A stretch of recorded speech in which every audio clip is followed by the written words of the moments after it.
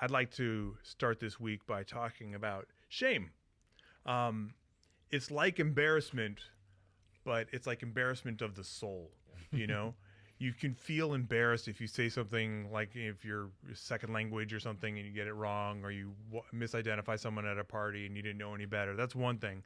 But the thing about shame is that like it's about something you knew better. You know, you felt something and you knew it wasn't right and it's lingering. And shame can be a force for self-correction and self-improvement, as I've learned. I stopped drinking a number of years ago, and I learned from that process that what happens is when you have a drinking problem, it's called acting out when you get drunk, and then after that you feel shame.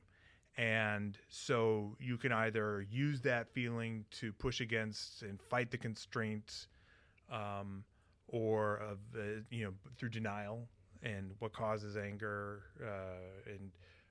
or justify it or rationalize it, or you can use that energy to help you say, like, I don't want to feel that feeling again. I don't want to be embarrassed anymore. And the flip side of that could be like, well, it's your fault for being so easily embarrassed. You know, it's your fault, honey, that you don't have a sense of humor, or like it wasn't that bad, or everyone else thought it was funny, or I'm just blowing off steam. And you can make these kind of rationalizations, but you're still not going to feel great. And that causes resentment and anger. And I think when people say, like, we used to have a lot of shame, there used to be a way to shame people when their politics were askew, if it was racism or something like that. That seems to be not present, but I think it is there. It's just that they're so doubling down on it and so resentful at everything else that's reminding them of it.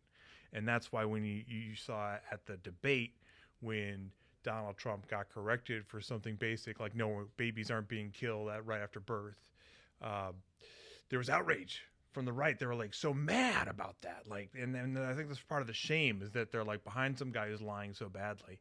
But to be called out about it, they're like, oh, now where you have to face that. And now everybody else knows that. And I'm just going to yell at the moderators. I'm going to go online. And I'm going to say it was 3-on-1 and it's not fair. And why don't you correct Kamala and all these things? Because it's like they're so deep in that shame that they don't want to have to like even begin to process and look out. So